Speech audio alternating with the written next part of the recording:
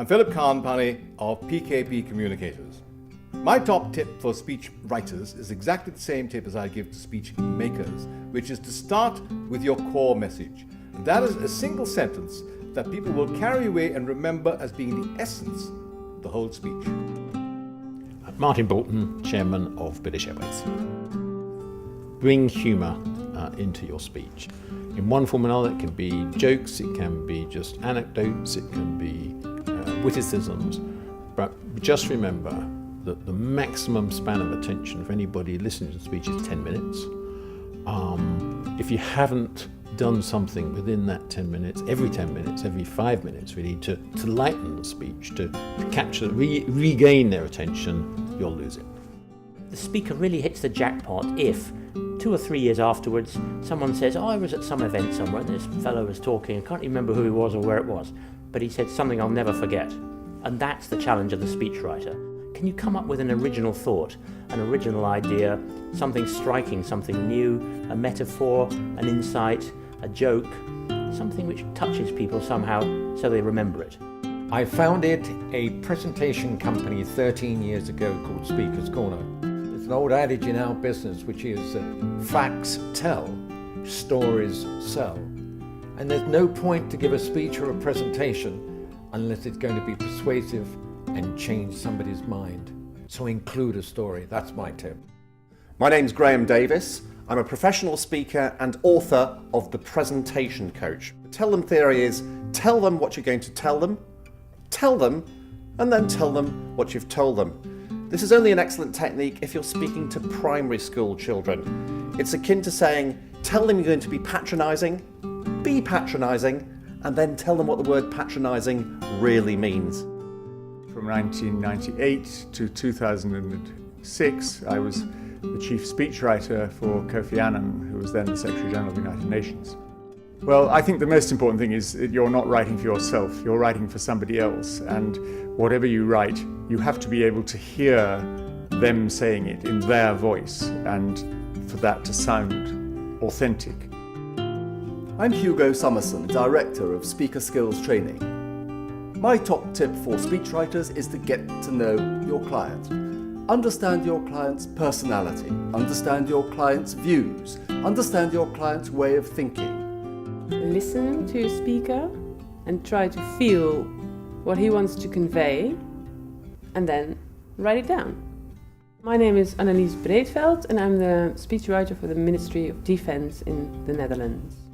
My name is Heath and I'm the speechwriter for the Vice President of the European Commission. And my tip is that if you're struggling with a sentence while drafting a speech, the best solution is to read it out loud. If you can't read it out loud successfully, then the speaker isn't going to be able to do it. You have, on the one hand, creating a beautiful script which somebody can read, but that loses the connection with the audience. So the way I've decided that you can overcome this is by writing by hand your speech out once, and then a second time, and a third time, and you find that each time you refine your ideas. You've got all the material in your head, and actually you can marshal the arguments and give a sort of very spontaneous speech, but actually keep very closely to the script. Hi, I'm Greer. I'm the executive editor of Total Politics magazine, and the tip that I wanted to talk about today, something that's always stuck in my mind, something that Abraham Lincoln said. He said that if I had 6 hours to chop down a tree, I'd spend 4 hours sharpening my axe. And the key thing in that is about preparation. If you're delivering a speech, if you're writing a speech, it's all about the preparation you put in before you take action. Doing the research, knowing the subject, knowing the speaker, and knowing the audience. I'm Martin Shovel, and I'm co-director of Creativity Works. My top tip is always remember that speaking is a very inefficient way of getting across lots of information. So limit the number of points you want to make. 1 will do, but maybe at a stretch 3. Digital age is good news for speechwriters. I mean, we know better than anyone else our speaker's voice when it comes to not just the speeches, but for using that for blogs and podcasts and Twittering as well. Hi, I'm Simon Bucknall, Director of The Art of Connection, and I have a speechwriting tip that helped take me from jabbering nervously in a function room through to winning the Great Britain and Ireland Championship of Public Speaking 2 years running, and it's this: when writing your speech, write one sentence per line. Don't write in paragraphs. By writing one sentence per line, it helps you to keep the sentences shorter and punchier for your audience. It also makes it much easier for you to edit. My name is John Shosky. I'm president of Roncalli Communications. It's in Alexandria, Virginia, and I've been a speechwriter for 26 years. I think, based on the speeches that I've been involved in, I think speech writing and speech giving are first and foremost a very human endeavor. It's a human relationship, a one-to-one relationship between a speaker and each person in the audience. And people in the audience are asking themselves very basic human questions. Can I believe this person? Can I trust this person? Can I have faith with this person?